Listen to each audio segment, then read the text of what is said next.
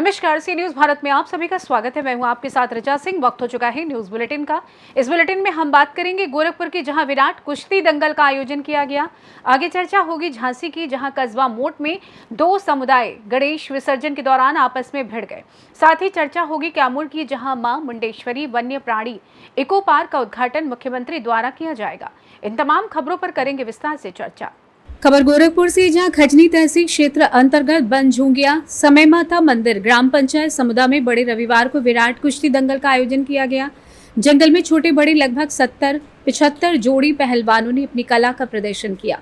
प्रतियोगिता शुरू होने से पहले मुख्य अतिथि एवं विशिष्ट अतिथि को साफा बांधकर सम्मानित किया गया। ये जानकारी दंगल आयोजक भाजपा नेता विंध्याचल सिंह ने दी। आयोजक ने बताया कि बड़ी कुश्तियों में अजगर पहलवान गोरखपुर एवं शिवानंद संत कबीर नगर के बीच हुई। इस कुश्ती पर 15,000 का इनाम एवं 15 मिनट समय दिया गया था। दूसरी कुश्ती संदीप पहलवान रामपुर पांडे एवं आशुतोष पहलवान मेहदावल के बीच रही। इस कुश्ती पर 11,000 का इनाम रखा गया था। समय 10 मिनट रहा। दोनों कुश्तियां बराबर रही। इनाम बराबर बांट दिया गया। इसके अलावा कई कुश्ती 5,000 रुपए की इनामी भी रही। गोरखपुर से सी न्यूज संवाददाता कृष्ण मोहन सैनी की रिपोर्ट। मध्य प्रदेश की डबल ए ग्रेड हासिल करने वाली ग्वालियर की जीवाजी यूनिवर्सिटी में हुए वैल्यूएशन के खिलाफ छात्राओं ने मोर्चा खोल दिया है। प्रदर्शनकारी छात्राएं कुलपति प्रोफेसर अविनाश तिवारी के बंगले का घेराव कर रही हैं। छात्राएं बंगले के गेट पर धरने पर बैठ गई और जंगी प्रदर्शन कर रही हैं। दरअसल जीवाजी यूनिवर्सिटी के अधीन सरकारी कॉलेजों में पढ़ने वाले बीकॉम सेकेंड ईयर के 1300 छात्राओं में से 950 छात्राओं को 3 विषय में 0 मार्क्स दिए गए हैं। इसी बात से गुस्साए ग्वालियर के विजयाराजे सिंधिया गर्ल्स कॉलेज मुरार की छात्राएं आंदोलनरत हैं। छात्राओं की मांग है कि उनकी कॉपी को एक्सपर्ट से चेक कराया जाए। खास बात यह भी है कि इस विरोध प्रदर्शन में वे छात्राएं भी शामिल हैं जिन्होंने पिछले शिक्षण सत्र यानी बीकॉम फर्स्ट ईयर की परीक्षाओं में टॉप किया था, लेकिन अब उनके 0 मार्क्स आने के चलते कॉपियों के वैल्यूएशन में लापरवाही बरते जाने का आरोप लग रहा है। इतना ही नहीं, प्रदर्शनकारी छात्राओं ने जेवी प्रशासन पर सरकारी कॉलेजों के साथ भेदभाव किए जाने का गंभीर आरोप लगाया है। छात्राओं के इस विरोध प्रदर्शन का छात्र भी समर्थन कर रहे हैं। कुलपति बंगले पर प्रदर्शन के दौरान छात्राओं ने बंगले का मेन गेट बंद कर दिया। इससे पहले प्रदर्शनकारी छात्र कुलपति से मिलने उनके बंगले पहुंचे थे, लेकिन कुलपति छात्राओं से मिलने बंगले से बाहर नहीं आए।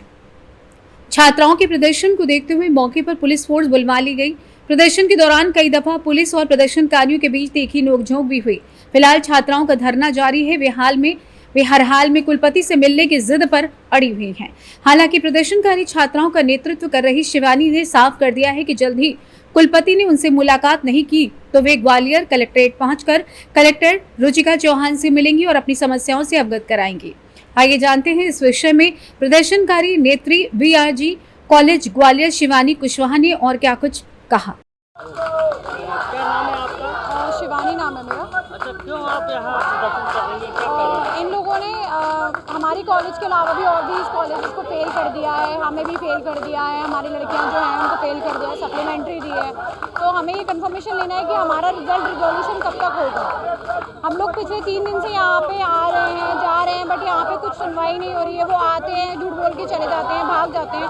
बट आज हम लोग तब तक नहीं उठने वाले। यहाँ से उठ जाएंगे, फिर हम लोग यहाँ से डायरेक्ट कलेक्ट्रेट ऑफिस जाएंगे।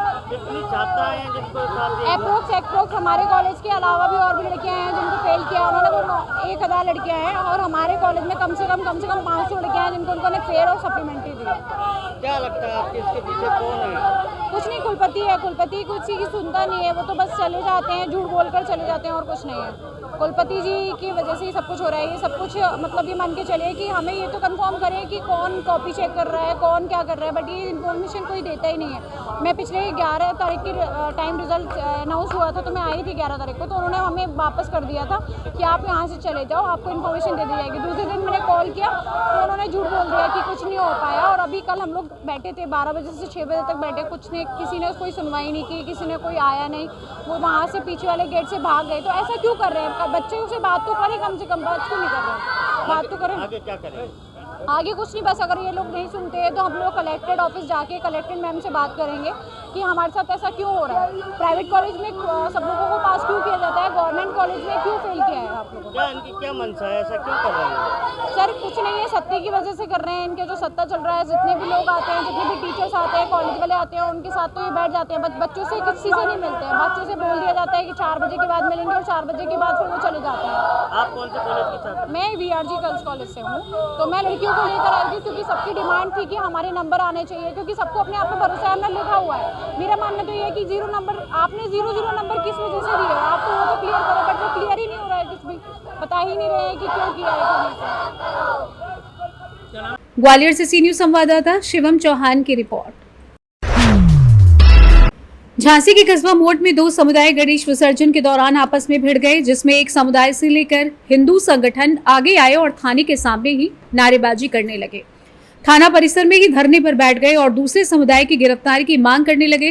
वहीं पुलिस ने दूसरे समुदाय के 3 लोगों को हिरासत में ले लिया है। मामले को बढ़ता देख मौके पर चित्राधिकारी हरिमोहन सिंह पहुंचे और किसी तरह मामले को शांत कराया। वहीं सुबह व्यापारियों में भी नाराजगी दिखी, उन्होंने अपनी दुकानों को बंद किया। हिंदू संगठन के पदाधिकारी के आश्वासन के बाद अपनी दुकान खोली गई। आइए जानते हैं इस विषय में ग्रामीण अधीक्षक गोपीनाथ सोनी ने और क्या कुछ कहा। क्या नाम है आपका, कहाँ से? मदारगंज मोहल्ले से हूँ, उवैस नाम है हमारा। अच्छा, कोई लड़ाई झगड़ा हुआ है आप लोगों को? कैसे झगड़ा हुआ, क्या बात है? और हमारे जीजा जी को वे लोग मार रहे थे, तो हम उनको लिए बचाने के लिए गए, तो वे लोग लठियाँ लेते, कुड़ारी लेते, कुछ लोग पत्थर भी लेते, तो हम लोग बचाने लगे उनको, वे लोग हम पे वार कराने लगे। कौन लोग थे? ये मुन्ना थे, मुन्ना के लड़के थे, ठीक है, राजकुमार भी थे, उसके मतलब भतीजा लगता है, वो भी थे, उनके 3-4 लड़के थे। कितने लोग घायल हुए हैं आप? हम 3 लोग घायल हुए हैं।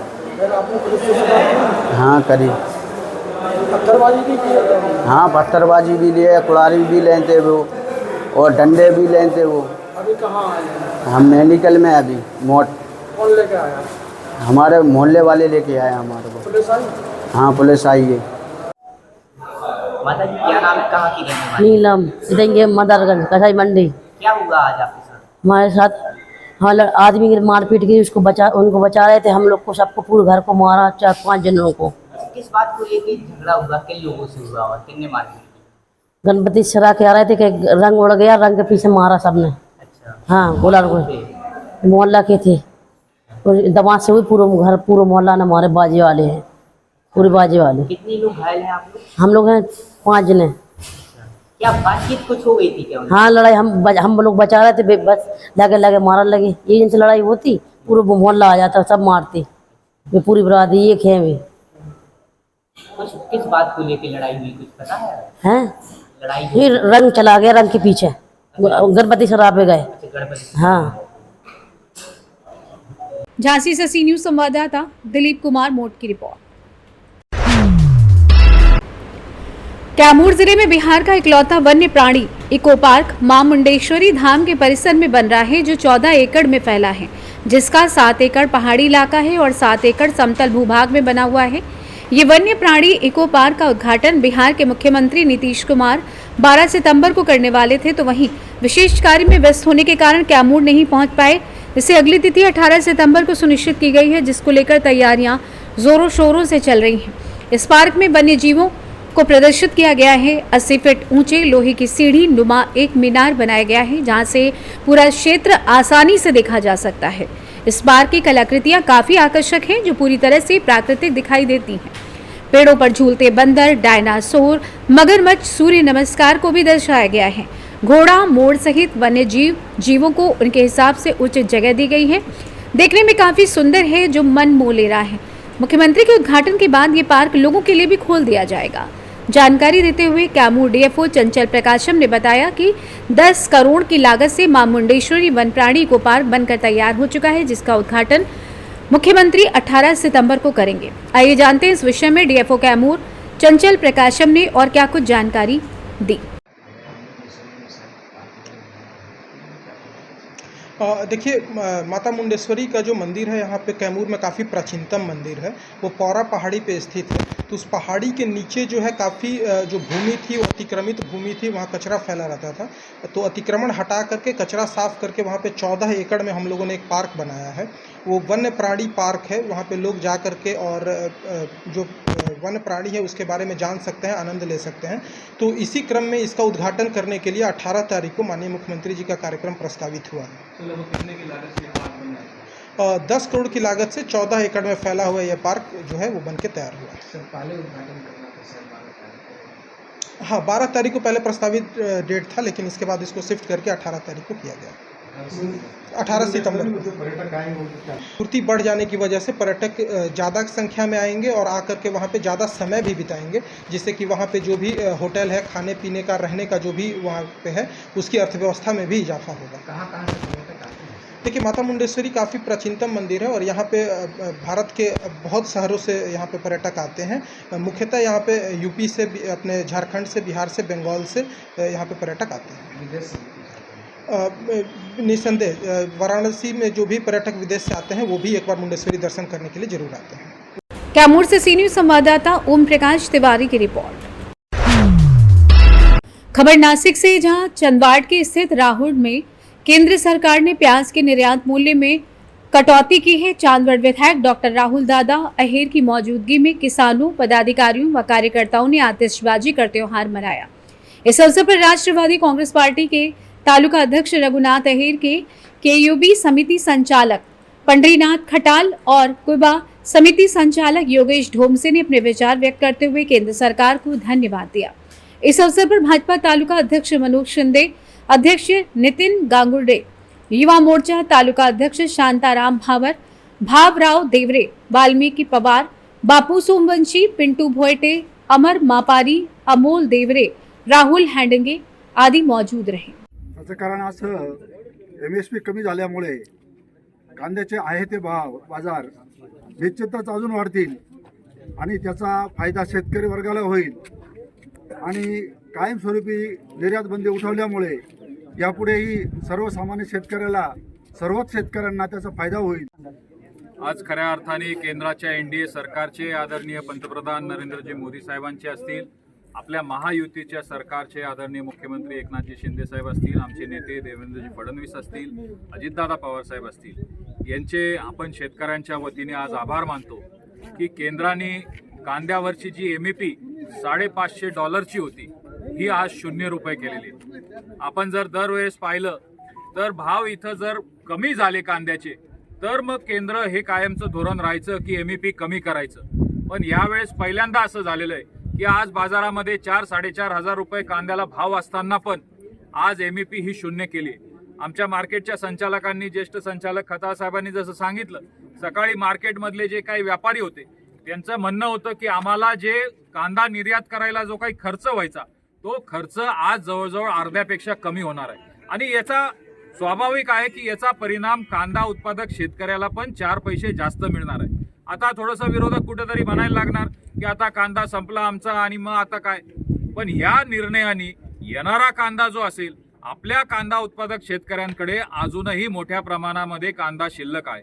आज साधारणतः जो काही अंदाज आहे हा 2,90,000 मेट्रिक टनचा कांदा हा आपल्या कांदा उत्पादक शेतकऱ्याच्या चाळीमध्ये अजूनही आहे।